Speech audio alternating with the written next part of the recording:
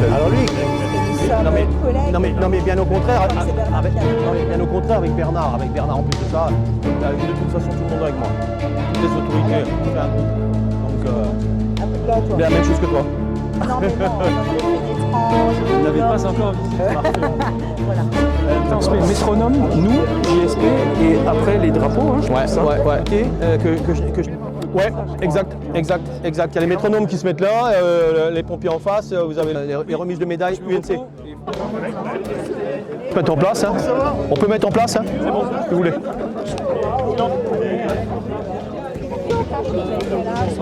Bonsoir.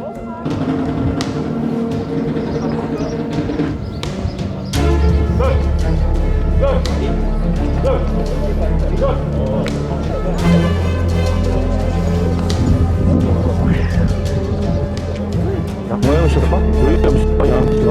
Ils sont un petit peu.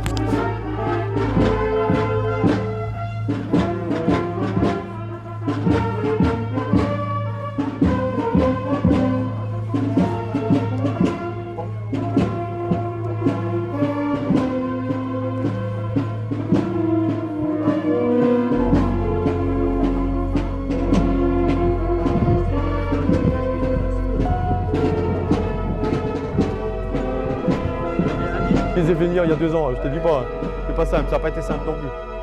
Maintenant on a déjà 2 nids, bientôt on sera comme un hymne là, chaque poteau. Regarde en plus de ça, les regarde en vous là. Hey. Les drapeaux vont se mettre à gauche. Après nous on va se mettre juste devant, juste à l'arrière du micro.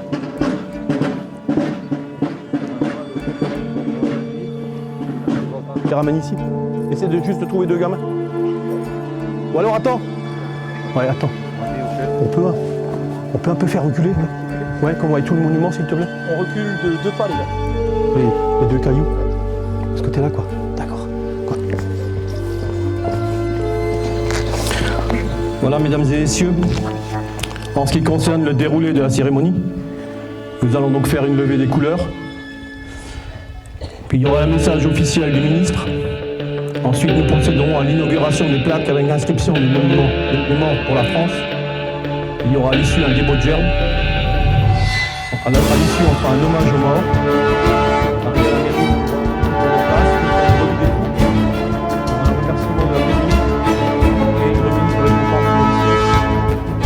Interne à l'association.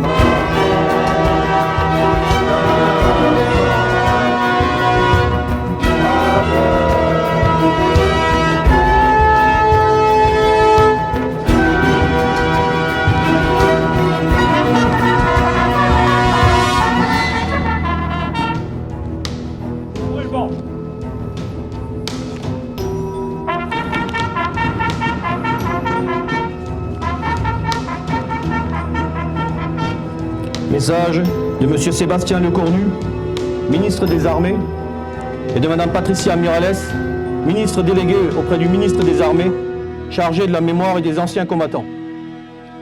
Mesdames et messieurs, à l'occasion du 80e anniversaire de la victoire du 8 mai 1945, Le 8 mai 1945, quand la nouvelle de la victoire parvint à Paris, le général de Gaulle, qui a incarné la voix de la France libre et combattante, adressa ces mots à la nation.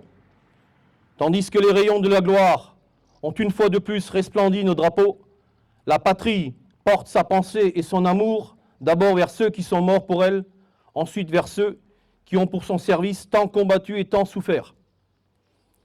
Pas un effort de ces soldats, de ces marins, de ces aviateurs, pas un acte de courage ou d'abnégation de ces fils et de ces filles, pas une souffrance de ces hommes et de ces femmes, prisonniers, pas un deuil, pas un sacrifice, pas une larme n'auront été donc perdus. Le sacrifice pour la victoire avait été immense.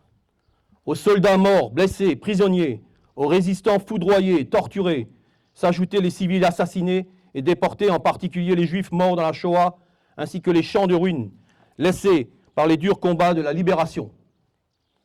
La France était meurtrie, mais un peuple entier avait survécu à l'une des pires épreuves de son histoire grâce au soutien de ses alliés. Le 8 mai 1945, à l'heure de la capitulation allemande, qui allait bientôt être celle de la découverte de l'ampleur des crimes nazis, l'heure était aussi déjà à la reconstruction pour que jamais ne se reproduisent les erreurs de 1940 et que pour la France renoue sa grandeur. C'est dans l'épreuve que se forgent les grandes nations. Et le 8 mai 1945, la France décidait de se choisir son destin. Dans l'effervescence de la victoire et pour faire écho aux immenses sacrifices consentis pendant les années de guerre, les Françaises et les Français reprenaient confiance en eux-mêmes. Ils choisissaient de redonner au pays son indépendance, sa puissance et sa prospérité dans un monde où tous les équilibres se redessinaient autour de ces deux grandes puissances. Cette ambition a permis de construire un modèle français qui fait notre grandeur et notre fierté dans les domaines militaires, sociaux, scientifiques, industriels, économiques et culturels. Aujourd'hui, nous jouissons encore de cet héritage de la libération, des choix courageux de nos grands anciens. Par-delà les clivages, ils ont su porter le pays vers le meilleur de lui-même. Alors que le cycle des commémorations du 80e anniversaire de la libération se termine, dans un monde où les menaces se multiplient, où des menaces anciennes planent à nouveau sur le pays, alors que les rapports de force internationaux se reconfigurent, souvenons-nous des sacrifices qu'une génération entière de Françaises et de Français a acceptés pour libérer le pays, pour le reconstruire et pour nous donner les moyens de notre souveraineté. Vive la République, vive la France. L'anniversaire de la commémorative de la libération du 8 mai 1945, le département de la Moselle a lancé aux communes le défi de créer des projets relevant de l'intérêt général qui consiste à poursuivre le travail mémoriel pour raviver l'histoire mosellane et tout particulièrement la mémoire des conflits passés. C'est dans ce contexte que j'ai initié ce projet d'extension de notre monument aux morts, qui a pour vocation de raviver le vecteur de l'histoire et la flamme de la mémoire. Ainsi, le projet se porte sur l'ajout de 2 plaques en grès des Vosges qui ont été installées de part et d'autre du monument aux morts, qui comporteront désormais l'inscription des noms et prénoms des militaires issus de la commune considérés officiellement morts pour la France durant les conflits 14-18, 39-45 et la guerre d'Algérie. On peut ouvrir, s'il vous plaît.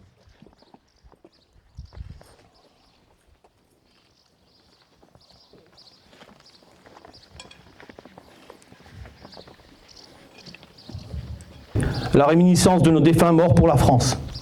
Désormais, Niederstinzel, ses habitants et ses enfants pourront lire et prononcer les noms et prénoms des anonymes jusqu'à aujourd'hui devenus des héros, qui résonneront à tout jamais dans les mémoires de par leurs inscriptions sur ce monument aux morts.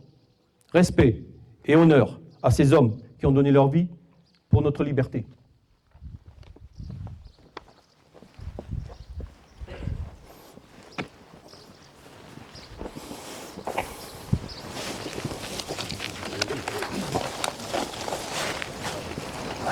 Tous ensemble, on y va.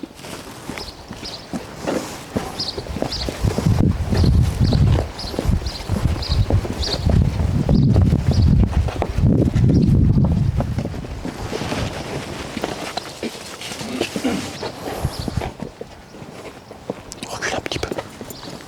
Voilà.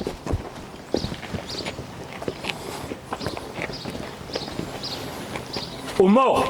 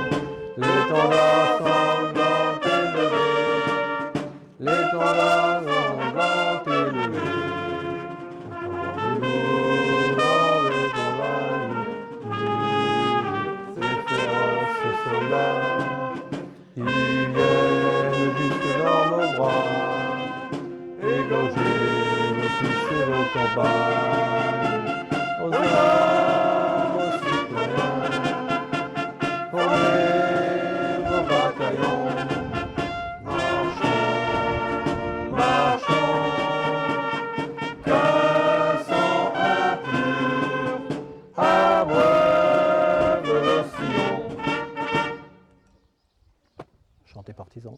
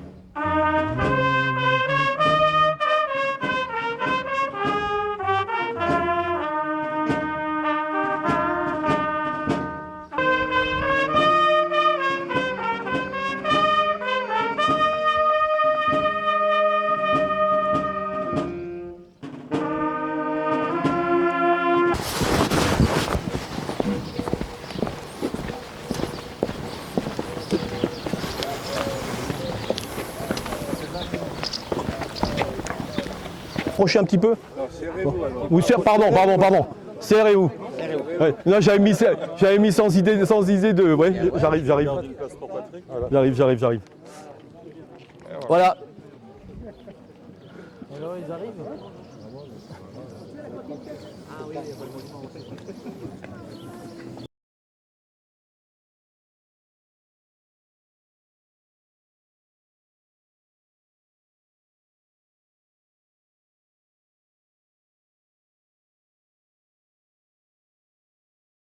On a une deuxième phase. Il faut que ça soit inscrit de ce côté-là. Et puis dans le temps, ils inscrivaient un petit peu, surtout 14-18, ça rentrait dans tous les sens, quoi. Attends. On va t'occuper de tes administrés. On va chercher mon photographe. Parce que si vous êtes là-haut, on prend une photo. Oui, ouais. On va monter là.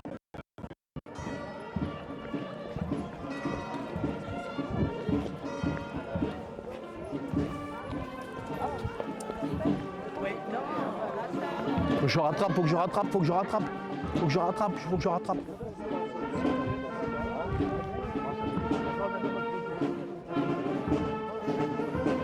J'arrive. Exact. Non, il est toujours. L'année prochaine, il prend. L'année prochaine, novembre. Jacques, il est où?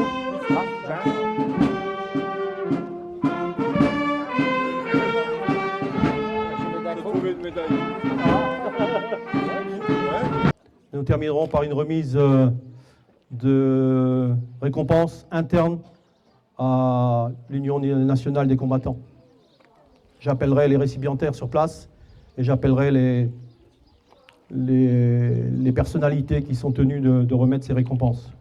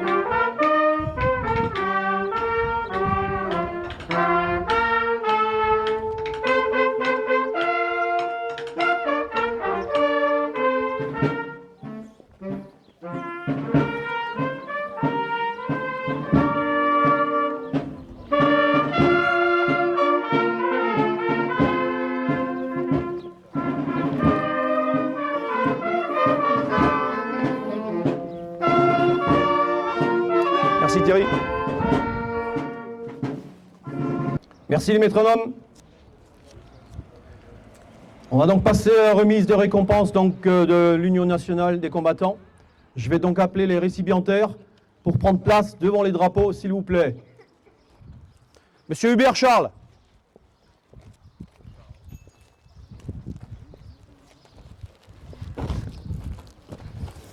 Monsieur Lefebvre Claude.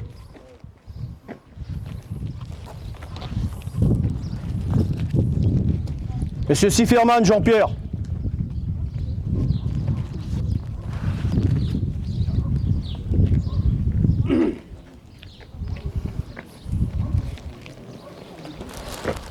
Monsieur Bucher Didier.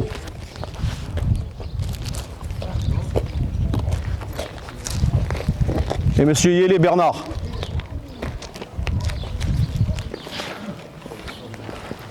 Je vais demander aux représentants de la fédération de l'UNC, Monsieur André Robert, s'il vous plaît, de s'approcher de moi, et Madame Corinne Chesnay, pardon. Hervé Longuet. Hein? Hervé Longuet. Hervé, c'est bien. Madame, Ouais. tu remets à Charles, à Djebel, à toi de faire. Ah oui, alors là. Corinne. Je le suis. Ouais, tu peux le suivre. Qui prenne la bonne. Ah bah, parce qu'il est tout ému là. Je tutoie, Charles. Alors là, je ne pensais Robert. On ça par amour, avec amour. Merci d'avoir fait cet effort.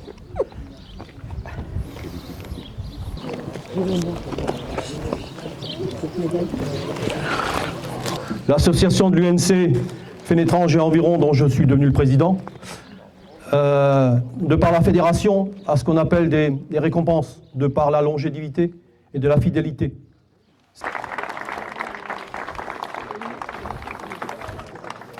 Dernière.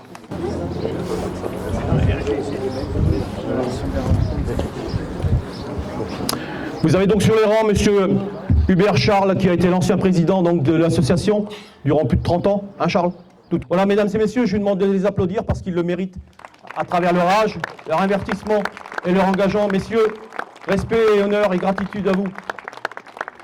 La municipalité d'Hyères-Stainzel a l'honneur, la fierté et le privilège de vous accueillir au sein de notre commune pour commémorer ensemble le 80e anniversaire de la victoire du 8 mai 45. Synonyme de libération de paix, dans un moment et une période très trouble d'un monde ébranlé par le retour des affres des conflits qui perturbent tant aux confins de l'Europe qu'au Moyen-Orient. Notre pays, qui est en proie à des tensions, des doutes et des fractures, appelle à l'unisson et la paix. Ma crainte et mon sentiment sont liés par le fait que ces guerres peuvent nous entraîner dans une confrontation de civilisation. Il nous appartient donc de nous protéger, de protéger notre pays, notre population et nos enfants. En guise de remerciement, mes premiers remerciements vont aux autorités, les élus qui sont autour de moi et les personnalités présentes. Au point de vue département, donc, je remercie Bernard Simon, notre conseiller départemental qui est présent aujourd'hui, notre député, Fabien, les élus, le maire de Fénétrange, le maire de Romelfin, le maire de Berthelma, Bedborn, Dolvin, Saraltroff, Elrin. J'en ai oublié? Et puis, Madame Verena Gosset, qui est une invitée particulière pour moi, avec pour moi. Aujourd'hui, juste aujourd'hui, juste aujourd'hui. Votre présence, mesdames et messieurs les élus, à Hyères-Stainzel et votre participation à cette cérémonie démontre à juste titre le lien fondamental d'amitié et de solidarité entre les élus des municipalités du pays de Fénétrange, qui a ainsi permis de donner toute sa noblesse et fraternité à cette solennité. Mes remerciements au capitaine Beauvais, chef du centre de secours de Fénétrange, qui a su gérer d'une main maître notre défilé et ce cérémonial, et qui, par la présence de son détachement de sapeurs-pompiers, avec notamment les JSP, sont adulés par notre pays et sa population.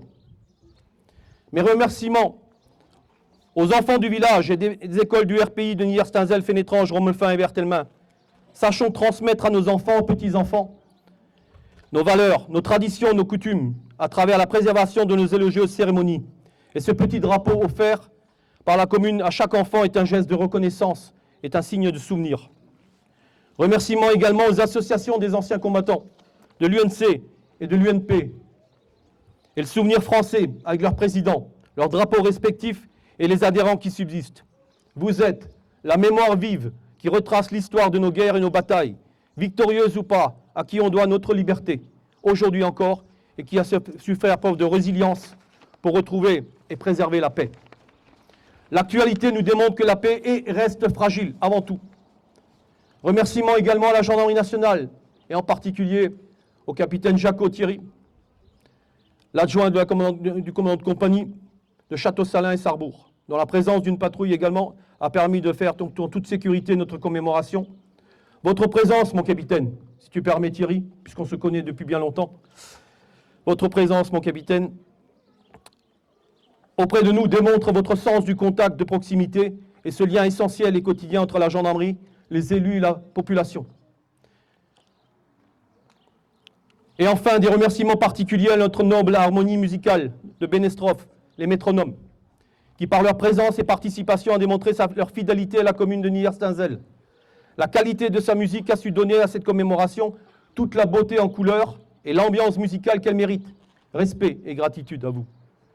Je n'oublie pas mes remerciements à la population présente, qui a également participé à cette belle et noble cérémonie, qui prouve l'attachement de nos valeurs, nos coutumes et nos traditions. Voilà, mesdames et messieurs, la municipalité de Niers-Tinzel vous remercie et vous prie d'assister de ce côté-là, de vous convier à